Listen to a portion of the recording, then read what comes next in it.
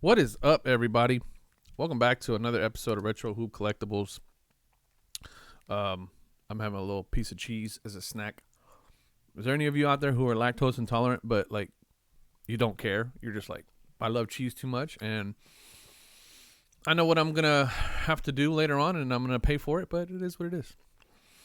So I was looking at some prices recently, and I was looking at the 2019-2020 rookie class and looking at a couple of things. I had a very interesting discussion with my man Alan from TGT, and we were talking about Zion. And I said, "Is Zion like done? Are we done? Is everybody off that train?"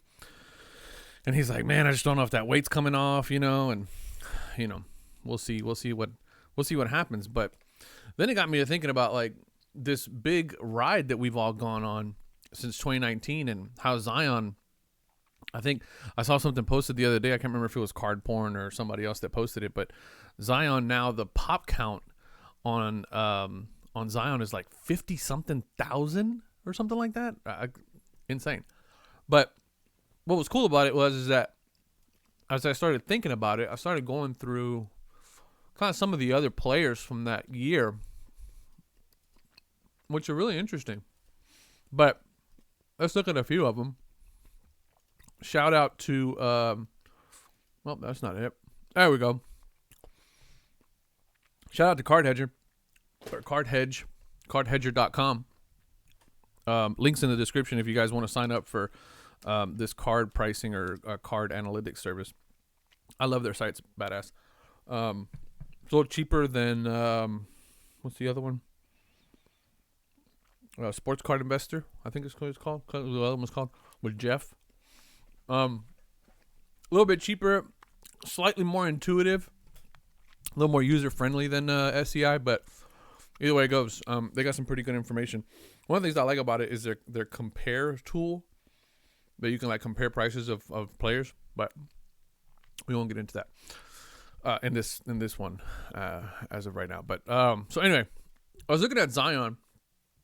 Look at this, man. His PSA 10 Silver Prism at one point was trading for upwards of $6,500, which if you think about where it's at now, which is closer to $2,300, if you bought here, if you bought here hoping that he was going to be like the next coming of, LeBron James, then, man, you are hurting badly because, I mean, even if you bought anywhere in the peak, that's man, you're having a tough time. You're having a tough time right now because it's worth like a third of the price. But what's interesting is that I think it's been like since September, right around there, that we knew that he just like ballooned to like 350 pounds.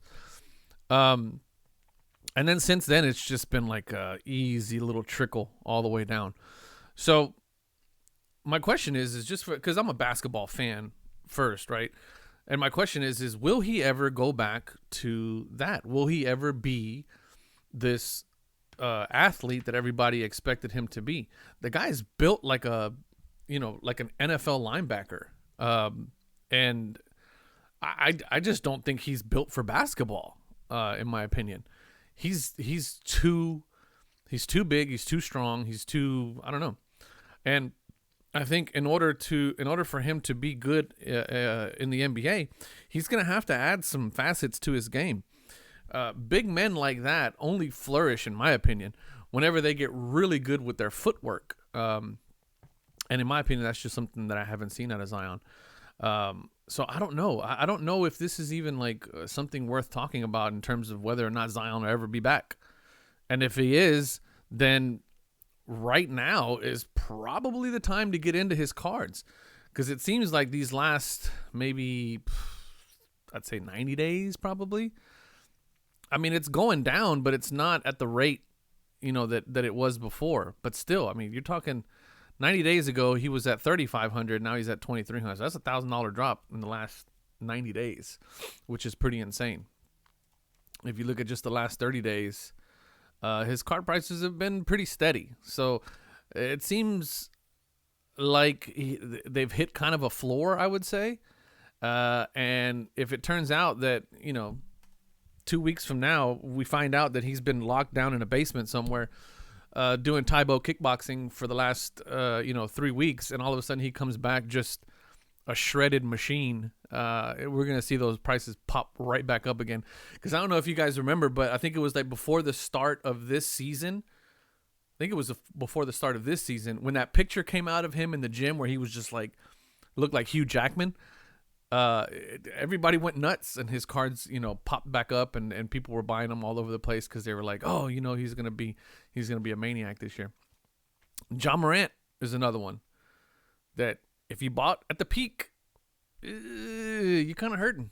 You're hurting a little bit because the peak again, he was right around that 6,500, 5,000 last year, and just turtles all the way down.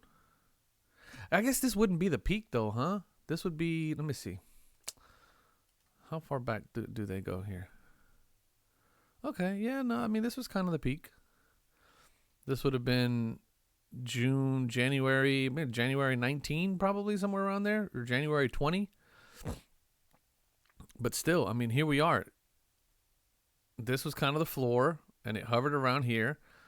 And then the peak was at about 5,900 and then all the way down. And again, we're kind of hovering around that 1,500, 1,600 mark for the last, 2 or 3 months. Let's look at the last 90 days. Yeah, last 90. I mean, this is an anomaly, obviously. But, you're hovering around that. What is this? 1,800, 1,600, 1,700, 1,800. That seems to be the floor on Ja. But I like Ja. I'm a big Ja fan. Now, here's another part. Here's another thing that we need to talk about is if I look at this card, I can look. You guys talk about how I trash PSA. This is a PSA 10, okay? You can clearly see that that's off center. Just even as you guys are watching a video of me sharing my screen of a picture of a card, in this picture that you are viewing on the video, you can see it's clearly off center. Clearly off center. This is fatter than this. And it's a 10. It's a Gem Mint 10. Which is not good. I digress. Is now the time to pick up Ja? Based on this, I would say yes. This is the ceiling. This is the floor of Ja. I would say right around here. Right around that 1,500, 1,600 for a silver prism rookie PSA 10. Let's see what SGCs. SGCs are hovering right around the same. About 1,400. Man, look at that drop between an SGC 10 and a, oh, you guys can't see that. Let's move me up here. Look at the drop between a SGC 10 and a SGC 9.5. That's insane. That is insane. Same thing with a PSA 10, right? I mean, PSA 10 is 1,700. PSA 9 is all the way down to 289. That's insane. That's a big drop. And the fact of the matter is that there's really no distinction between these two, if you really think about it. Right? Because you don't know if you got a 9 that should have been like a 9.6 that should have probably been a 10, or if you got like a 10 that should have been like a 9.2, which really should have been a 9. There's all kinds of like back and forth there. I like myself up here a little bit better. There we go. Okay. Yeah, so seems to be that the floor on Ja is right there. Kevin Porter Jr. is a personal pick of mine. When he got signed to the Rockets, I was ecstatic because I really like this kid. It's, again, one of those situations where it's a gamble, right? I mean, he had a lot of personal problems, a lot of off-the-court problems, a lot of things that kind of I feel kept his prices down. I mean, but the kid can ball. And I just don't think he's been given an opportunity to really get in there. And even still with the Rockets now, I still don't think that he's had the proper opportunity because they just drafted Jalen Green, which is like number 2 draft pick. The kid is like an animal on the court. Every time he gets his hands on the ball, it's a bucket. And they kind of play the same, I think. They have the very similar style. They're very, you know, slash to the basket or hit you from the outside. They're very similar in the way they play their game. And so because of that, again, I still don't think that Kevin Porter Jr. has been allowed to really be the best player he can be. But his prices don't have that peak and valley. They've been hovering around the 200s for a while now. There's an anomaly here for sure. He had a little bit of a peak in the 600s, but not much. I mean, what was his peak? No, if we're looking at PSA 10. Peak was in December of last year. September of last year. Oh, yeah, I mean, right around the same. Nah, it was after. Everybody's peak was right around here, but it seems like KPJ's was a little bit after. But still, I mean, this could have just been hype, run up on the hype. Maybe I think that's when he got signed to the Rockets. No, it was last year. It was last season because he played a little bit last season. Anyway, his has been pretty flat. Tyler Hero is the other one. Coming out of the bubble, Tyler Hero. Here's another one that's like, look at that. You can clearly see that is way fatter than that. And that card is terribly off-centered. And his head is almost like off the top of the card. And this is clearly... Sorry. I'll move on. I promise. Same thing with Tyler Hero. Big peak. And then all the way down to the 200s. 275, 275. But he's steadily creeping back up because he's balling. This kid is balling out of control right now. Which is interesting. Another thing I want to look at is Luka Doncic. Because Luka's hurt right now. And once again, shout out to my boy Alan from TGT. We're having a little bit of a discussion. And we're like, dude, there are some pretty interesting... Not Kuja. Luka Doncic. 2018 Panini Prism Silver. Not that one. Boom, that one.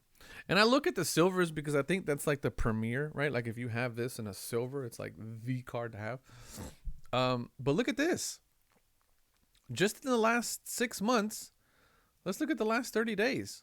Card prices are going down on Luka because he got hurt. Luka got hurt. 26.25. That's an anomaly, obviously. But just in a 60-day span, we went from $6,200 to $4,000. So almost a $2,000 drop in the last 60 days. But if we look at the last year, he's just kind of been steadily going down. I think this is one of those scenarios where he's such an amazing ball player that people kind of tend to forget about him because there's like all these this new crop of young kids coming out that are just like making a splash, and everybody just kind of forgets about Luka. But still, I mean, July of this year, kind of a valley, and then everything kind of picked back up because he was, once again, back to Luka doing Luka things, and then he got hurt, and now all of a sudden his cards are what looks to be the lowest they've been in an entire year. So, again, you're looking to buy something, you're looking to get into Luka, now might be the time. I wonder what his base is going for. So again, this is all stuff that we were just looking at, and we were finding some pretty interesting stuff out there, some pretty interesting cards. Look at this. Yeah, same thing here. Last 6 months, pretty steady at, I'd say average is about, what is this? $800. 700, 800, 700. A couple of little peaks there where some people kind of maybe got overzealous and overpaid. But hovering around that 700 mark. 30-day average is around 600 mark. And then just the last, what is this? The last 30 days maybe? Let's call it the last 60 days. Looking at the last 60 days, it's just like, we're talking, here, let's do this. Let's look at the last 90 days. And we went from 800 to, what's this last one? 500 530. So, dang, a $300 drop over 90 days. It's pretty tough. But again, it's because he's hurt, right? And he's got a bad ankle. Okay.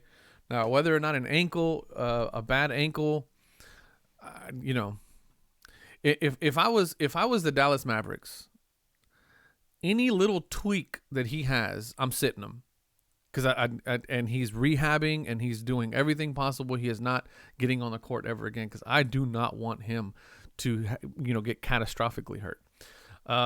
So just an interesting thing there. But these are some of the things that I'm looking at, because I've always been a big fan of Ja. I've always liked his game.